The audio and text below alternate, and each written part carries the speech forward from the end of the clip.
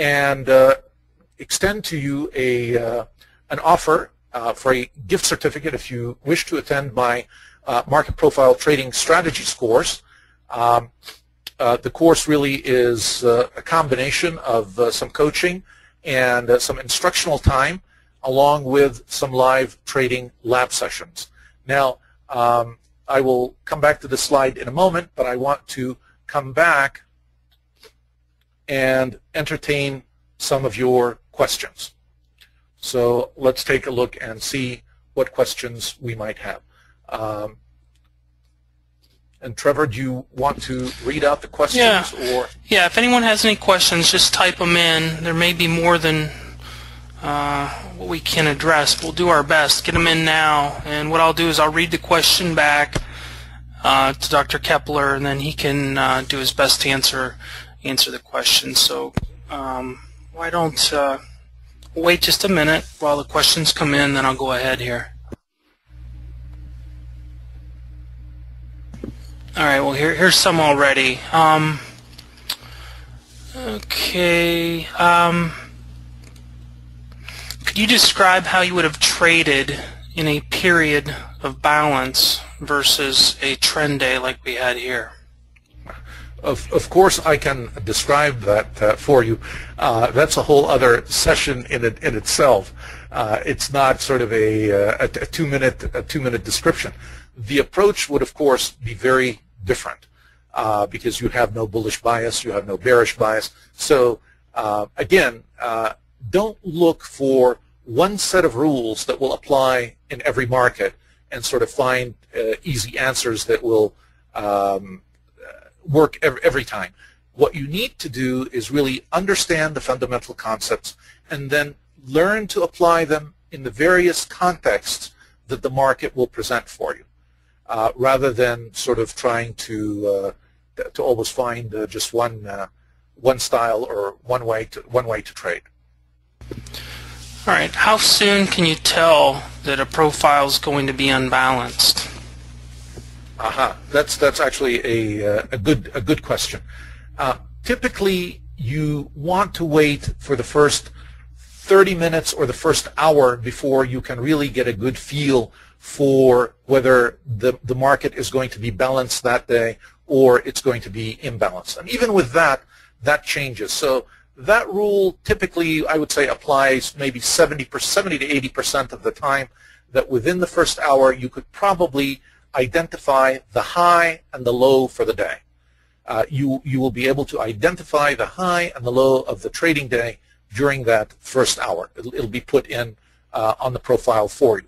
But again, that's not a steadfast rule, and sometimes things change, and we might get a day that will keep distributing for most of the day, and then all of a sudden, towards the end of the day, we'll get a double distribution, and the market will become imbalanced in one direction or the other. So again, stay away from rules of thumb or being stuck in this always has to happen this way. What you want to do is to always be analyzing the present. What is happening now, and how do I react to it as it's happening?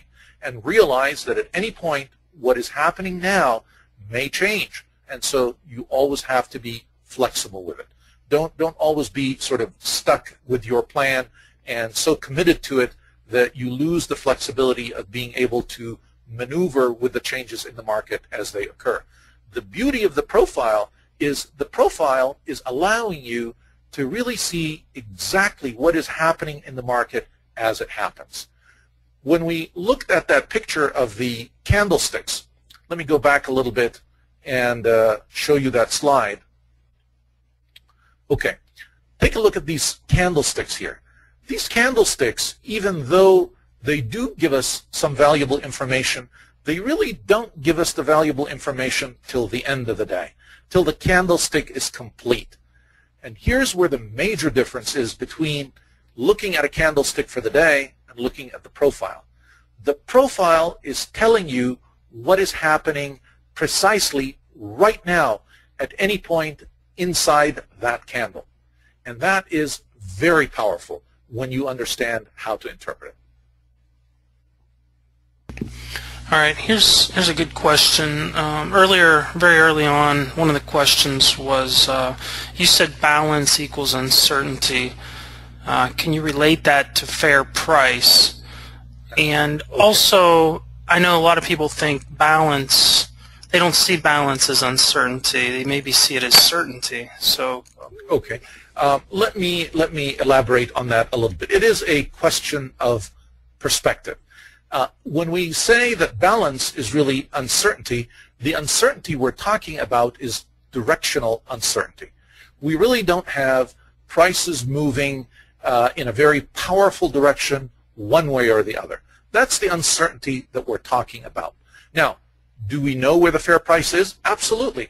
And do we see that there's a certainty, if you will, of trading and a rotation around that price? Yes, if that's the certainty you're looking for, then yes, by your definition, that would work. However, if the certainty that we're looking for is a directional movement certainty, it does not exist in a balanced market. It does not exist when we are distributing or rotating around a fair price. The only time we can really see a directional move clearly on the profile is when we have an imbalanced market. I hope that helps clarify that nomenclature for you. Okay. Here's a good question between the relationship between the POC and the volume POC. The question is, if the POC is above the volume POC, does that signal a short bias, in your opinion? All right. The relationship between volume and price is always a very important relationship. And what I'm going to recommend for you is, so that you can see it for yourself, I want you to, when you take a look at your profile chart for the next couple of days, I want you to track, when the day starts out, where did the volume begin and where did the price begin, and how they moved relative to one another during the day, and what happened at the end of the day.